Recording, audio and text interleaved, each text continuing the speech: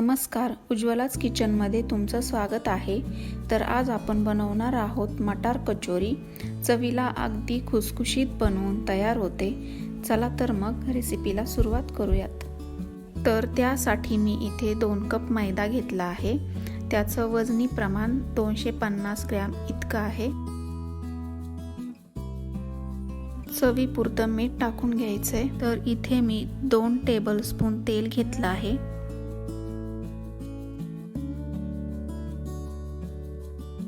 तेल हे पिठाला छान चोळून घ्यायचं आहे, त्यामुळे कचोरी खुसखुशीत होते।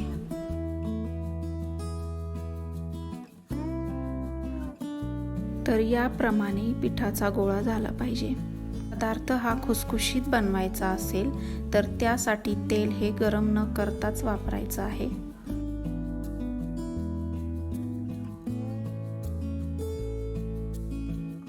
थोडं थोडं पाणी टाकून पीठ मळून घेऊयात। पीठ हे जास्त घट्ट नाही मळायचं, सैलसरच पीठ मळून घ्यायचं आहे।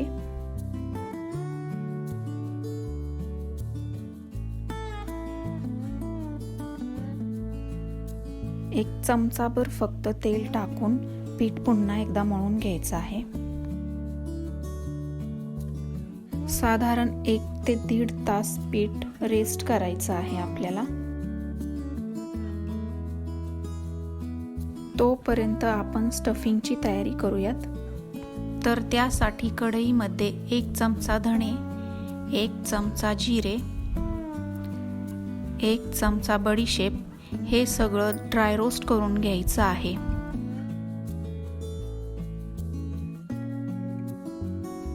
मसाल्यांचा फ्लेवर रिलीज झाला की हे सगळं जाडसर मिक्सरला वाटून घ्यायचं आहे।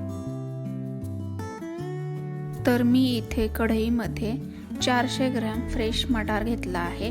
तो आपल्याला थोडासा शिजवून घ्यायचा आहे।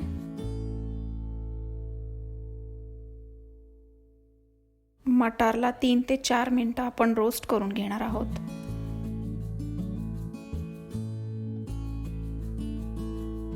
अर्धा चमचा तेल टाकून घेऊयात।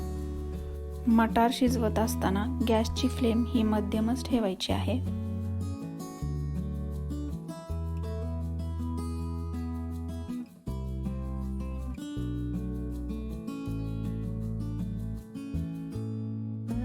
फक्त 5 मिनिटं झाकण ठेवून शिजवून घेऊयात।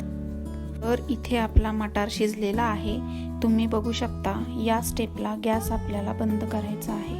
तर इथे मी मटार थंड करून मिक्सरला जाडसर बारीक करून घेतले आहेत। याची फाईन पेस्ट बनवायची नाही आपल्याला।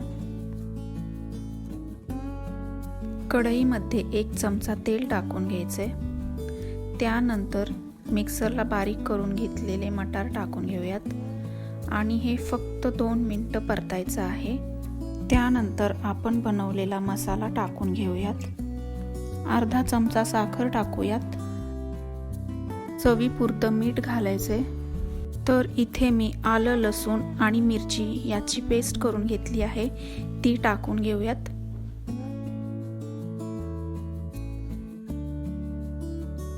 तर इथे आपल्या कचोरीचं स्टफिंग तयार आहे। साधारण 1 मिनिटभर परतून गॅस बंद करायचा आहे। तर तुम्ही बघू शकता पीठ हे छान मुरलेलं आहे। तर याचे आपण छोटे छोटे गोळे करून घेऊयात।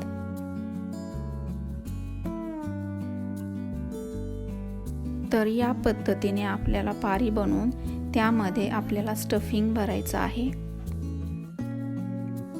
जेवढा आपण पिठाचा गोळा घेतला आहे त्याच्या दुप्पट आपल्याला स्टफिंग भरायचं आहे आणि त्याचे एजेस हे पूर्णपणे जुळवून घ्यायचे आहेत।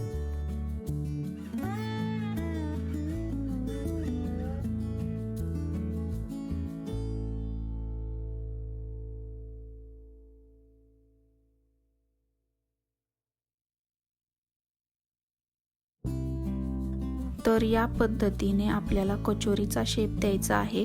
तुम्हाला हवं असेल तर तुम्ही लाटण्याचा सुद्धा वापर करू शकता, पण पीठ हे छान स्मूथ झालेलं आहे, त्यामुळे हातावरच कचोरी बनली जाते।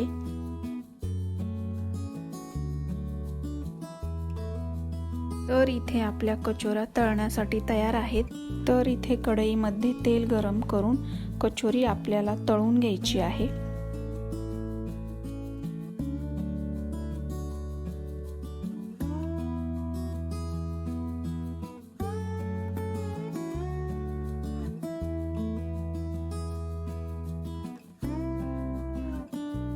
कचोरी तळत असताना त्याच्यावर थोडे थोडे तेल सोडायचे आहे, त्यामुळे कचोरी छान फुलली जाते।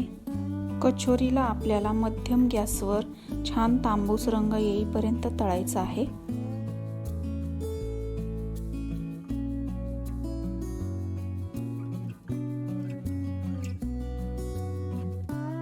तर तुम्ही बघू शकता कचोरीला हा छान तांबूस रंग आलेला आहे। या स्टेपला कचोरी आपण प्लेटमध्ये काढून घेऊयात। तर तुम्ही बघू शकता कचोरी छान खुसखुशीत झालेली आहे आणि स्टफिंग सुद्धा भरपूर भरलं गेलेलं आहे।